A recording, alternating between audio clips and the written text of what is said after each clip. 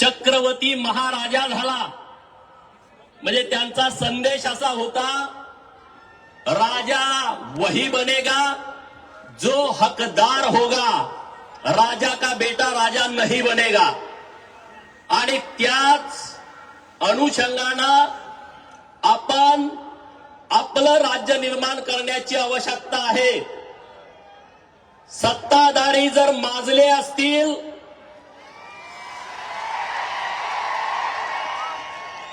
सत्ताधारी जर माजले असतील तर ती सत्ता हिसकावून घ्या, हे पुण्यश्लोक अहिल्यादेवीने सांगितलंय।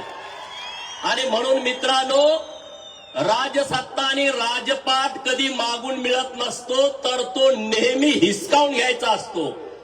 आणि म्हणून जर कुणी आमच्या आरक्षणाला धक्का लावण्याचा विचार करत असेल तर माननीय भुजबळ साहेबांच्या नेतृत्वाखाली या महाराष्ट्रातल्या ओबीसीनी एकत्रित येण्याची गरज आहे। अजून जागृती इतकी नाही मित्रांनो। हा लढा काय भुजबळ साहेबांच्या नेतृत्वासाठी नाही आहे, हा लढा पडळकरांना नेता करण्यासाठी नाही आहे, हा लढा महाराष्ट्रातल्या ओबीसींच्या हक्काचं संरक्षण करण्यासाठी आहे। हा लढा महाराष्ट्रामधल्या ओबीसींच्या वरती जो घाला घालण्याचं काम चालू आहे त्याला विरोध करण्यासाठी आहे। आणि म्हणून मित्रांनो, आपण सगळ्यांनी विचार केला पाहिजे। आज नरवीर राजे उमाजी नाईक यांची पुण्यतिथी आहे। एक योद्धा इंग्रजांच्या विरोधामध्ये लढला, या देशाच्या स्वातंत्र्यासाठी पहिल्यांदा फासावरती जाणारं व्यक्तिमत्व म्हणजे आद्य क्रांतीवीर राजा उमाजी नाईक यांची आज पुण्यतिथी आहे। 3 फेब्रुवारीला त्यांना इंग्रजांनी फासावरती लटकवलं होतं। मित्रांनो, ज्या अधिकाऱ्यानं फसवून उमाजी राजांना पकडलं, त्यांना फासावरती चढवलं, त्याच इंग्रज अधिकाऱ्याचं म्हणजे मॅकिंटॉश नावाच्या अधिकाऱ्याचं वाक्य आहे, जर प्राप्त परिस्थितीत जर तशी निर्माण झाली असती तर हा दुसरा शिवाजी जन्माला आला होता, असं उमाजी राजांच्या बाबतीमध्ये त्यांनी लिहिलं। मित्रांनो, आज उमाजी राजा व्हायचं तर आपलं सोडा, ज्यांनी स्वतःचा राज्याभिषेक छत्रपती शिवाजी महाराजांच्या नंतर केलता, आपण उमाजी राजे व्हायचं सोडा, आपलं जे हक्क आहे ते हिसकावून घेण्याचा प्रयत्न केला जातोय।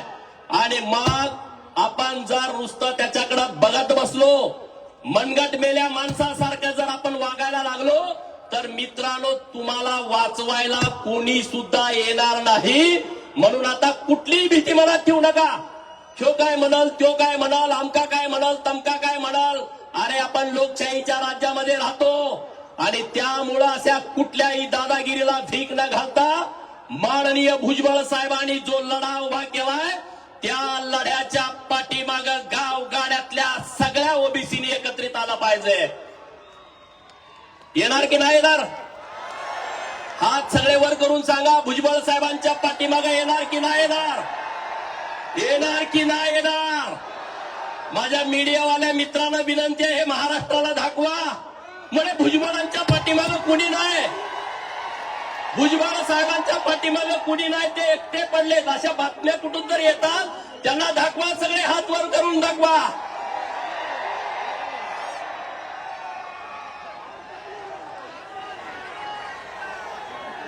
दाखवा हे सगळ्यांना, हात वर करा सगळे। अरे एकटा भुजबळ नाही आहे, आम्ही सगळे त्यांच्या पाठीमाग ठामपणे उभे आहोत, हे महाराष्ट्राला चित्र कळू द्या।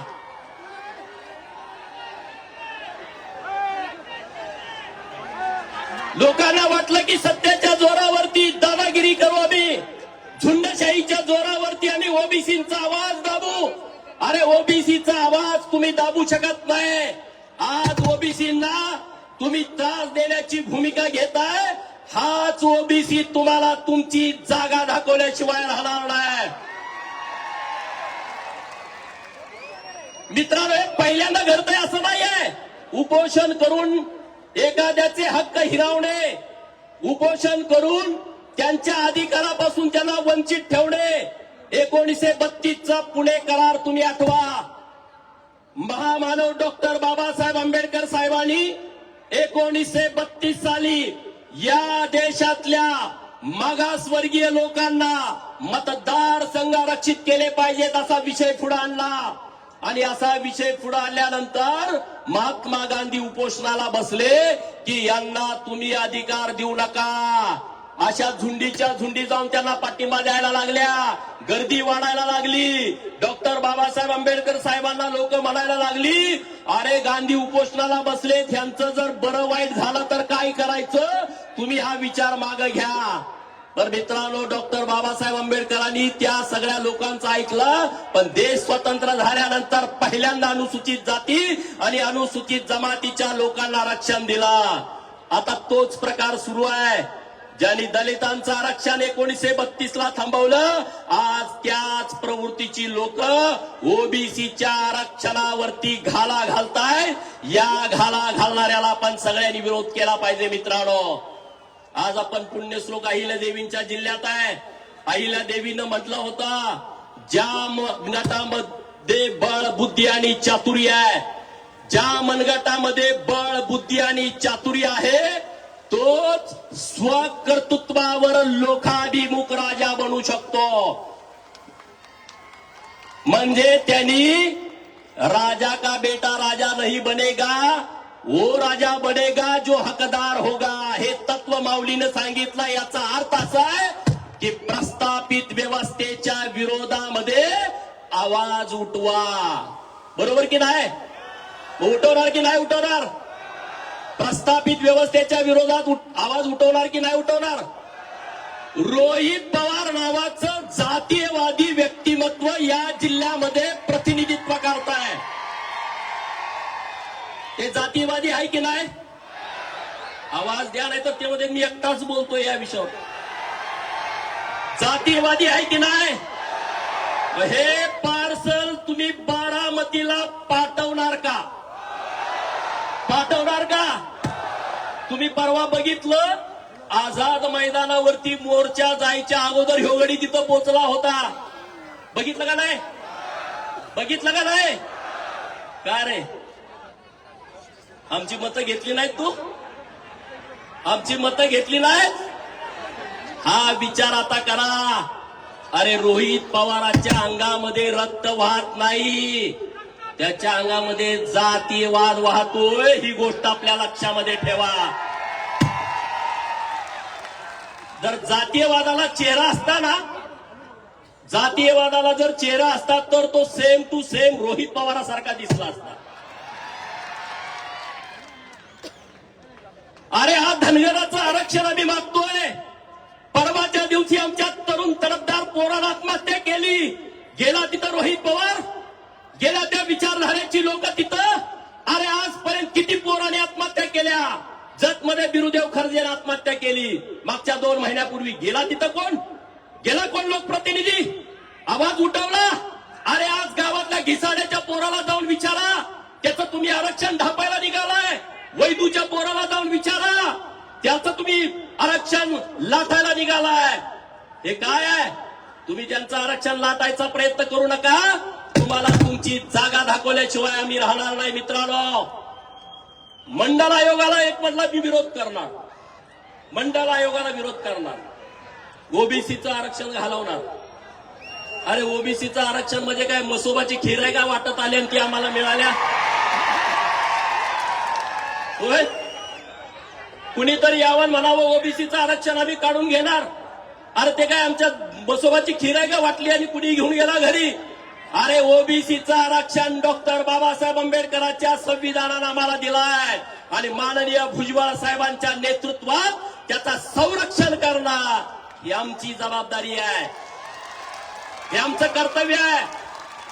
आणि त्यामुळं तुम्हाला कुणाला चॅलेंज करायचं त्यांनी करू द्या. मंडल आयोगाला करा, आणखी कशाला करा. तुम्ही आज आमच्या सरपंच पदावरती डोळा ठेवलाय, तुम्ही आमच्या पंचायत समितीवरती डोळा ठेवलाय, तुम्ही आमच्या जिल्हा परिषद सदस्य पदावरती डोळा ठेवलाय, नगरपालिकेच्या महानगरपालिकेच्या नगरसेवक पदावरती डोळा ठेवलाय. महापौर, जिल्हा परिषदचा अध्यक्ष, पंचायत समितीचा सभापती, यावर तुम्ही डोळा ठेवलाय. पण लक्षात ठेवा, तुम्ही आमची सरपंची घ्याल, आम्ही तुमची आमदारकी घेऊ. तुम्ही आमचं नगरसेवक पद घ्याल, आम्ही तुमची खासदारकी खेचून घेऊ का नाही? अरे कर्पूरी ठाकूर बिहारचे माजी मुख्यमंत्री, त्याने ओबीसीचा मोठा प्रयोग केला होता. त्यांनी सत्ता ताब्यात घेतली होती. काल परवा त्यांना नरेंद्र मोदी साहेबांनी भारत रत्न पुरस्कार दिला, जो आपला ओबीसीचा नेता होता. त्यांचा आदर्श या महाराष्ट्रातल्या पोरांनी घेतला पाहिजे. भुजबळ साहेबांनी त्यांच्यासोबत काम केलंय त्या काळामध्ये. मित्रांनो, आता हे नवीन सगळे सोयरे, नवीन शब्द आला, सगळे सोयरे. अगोदर सगळी गणवागणवी सुरू होती. बोगस कागदपत्र काढून पैसे खेचून आधीच सर्टिफिकेट कुणबीची घेतली जात होती. आता ते शपथपत्र देणार. ज्यानं खोटं पहिला दाखला काढलाय खाडखोड करून, तो दुसऱ्याला शपथपत्र देणार की हा माझा पाहुणा आहे. मग तो शपथपत्रावरती पुन्हा कुणबी होणार, मग तो पुन्हा दाखला देणार. म्हणजे उंदराला मांजर साक्ष. बरोबर ना? उंदराला मांजर साक्ष. त्यात एक असा उल्लेख केला, सजातीय. अरे हे नुसतं ओबीसीच्या आरक्षणावरती हातोडा मारत नाहीत. संविधानाचा ढाचा जेसीबी लावून उद्ध्वस्त केला जातोय. सजातीय. अरे जातीचं निर्मूलन झालं पाहिजे, म्हणून आंतरजातीय विवाहाला संविधान प्रोत्साहन देतं. गावात आंतरजातीय विवाह झाल्यावर 50,000 रुपये अनुदान मिळतं का नाही? भांडी मिळते. कारण संविधानामध्ये आहे की जात मोडीत काढा, म्हणजे तुम्ही आंतरजातीय विवाह करा. हा जो मसुदा काढलाय ना, त्यामध्ये आंतरजातीय विवाहाच्या बाबतीत काहीच लिहिलं नाही. सगळे सोयरे हा गोलमाल विषय आहे. महाराष्ट्र सरकारनं सगळ्यात मोठी घोडचूक केली की ही अधिसूचना काढली आहे, मसुदा काढलाय. ही सगळ्यात मोठी घोडचूक आहे. आणि म्हणून तुम्ही या सगळ्या गोष्टीला विरोध केला पाहिजे. याच्यामध्ये स्पष्टता नाही आहे. याचा अगोदरच गैरवापर होत होता. आता तर चोरीनं प्रमाणपत्र काढणाऱ्या लोकांना सरकारनं अधिकृत करायचा प्रयत्न केला जातोय. आणि म्हणून या सगळ्या विषयावरती आपली भूमिका ठाम असायला पाहिजे. मित्रांनो, मी काय उदाहरणं देणार आहे. आज राज्यामध्ये परवा स्टेटमेंट दिलं की मराठवाड्यातला सगळा मराठा हा मराठा राहणार नाही, तो कुणबी होणार. तुम्ही स्टेटमेंट बघितलं का टीव्हीवरती? मराठवाड्यातला सगळा मराठा राहणार नाही, तर तो कुणबी होणार. का?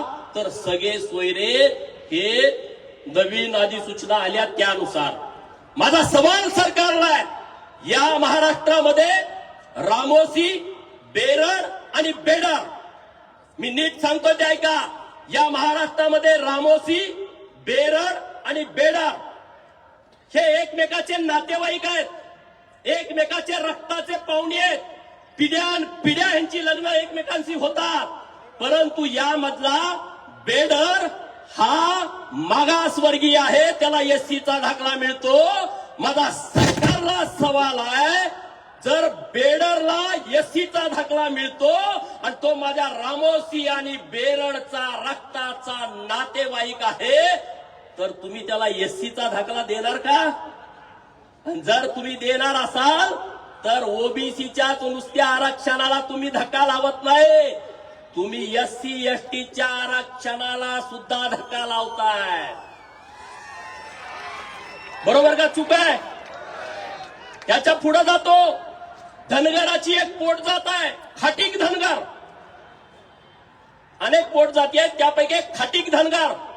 आमचे धनगर समाजाचे नेते आहेत माळशिरस विधानसभा मतदारसंघामधले उत्तमराव जानकर. त्यांच्याकडं खाटीक धनगरचं एससीचं सर्टिफिकेट आहे आणि त्यांनी 2 वेळा 2014 आणि 2019ला विधानसभेची निवडणूक ही एससी सर्टिफिकेटवरती लढवली. आणि ते उत्तम जानकर प्रकाश अण्णाचे पाहुणे आहेत. ते उत्तम जानकर लक्ष्मण हाकेचे पाहुणे आहेत. ते उत्तम जानकर इथं असलेल्या सगळ्या धनगरांचे पाहुणे आहेत। मग त्यांनी जर शपथपत्र दिलं तर सरकार सगळ्या महाराष्ट्रातल्या धनगरांना एसीचा दाखला देणार का?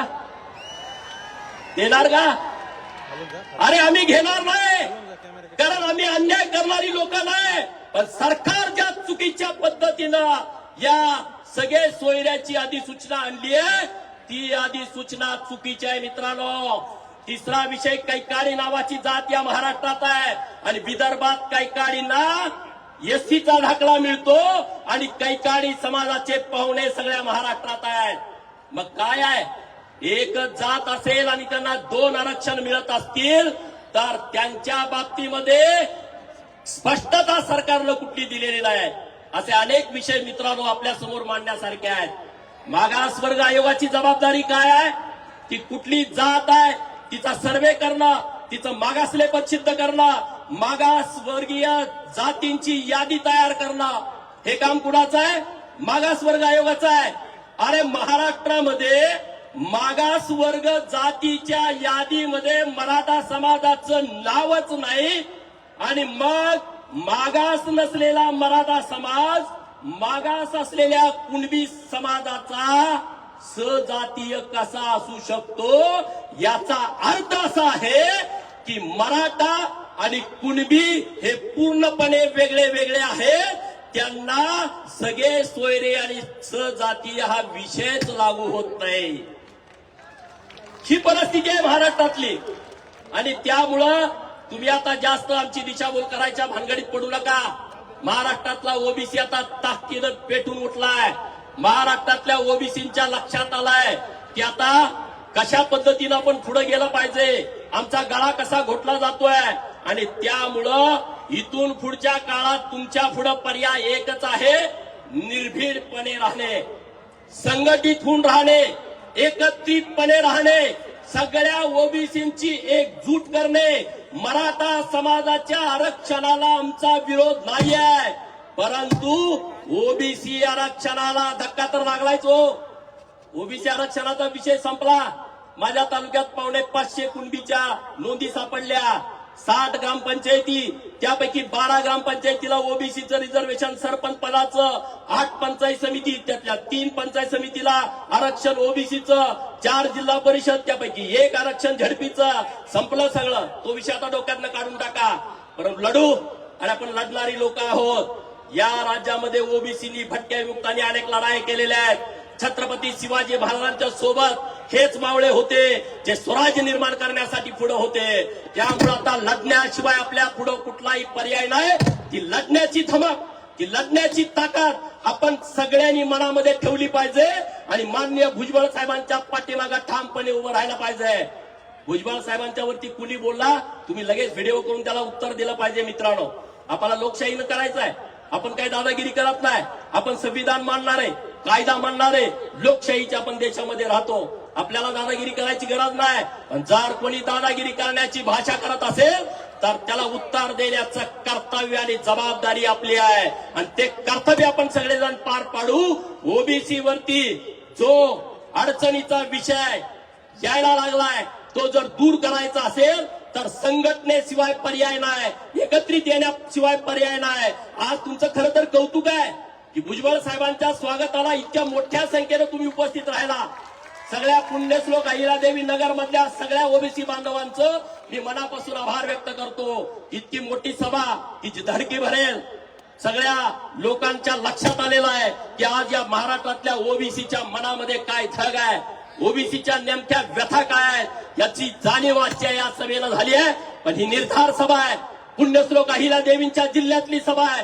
पुण्यश्लोक अहिल्यादेवी न्याय देणारे आहेत, पुण्यश्लोक अहिल्यादेवी अन्याय न सहन करणारे आहेत आणि त्यामुळं आपण न्यायाच्या बाजूला ठामपणे उभा राहू, अन्यायाच्या विरोधामध्ये ताकदीनं लढू आणि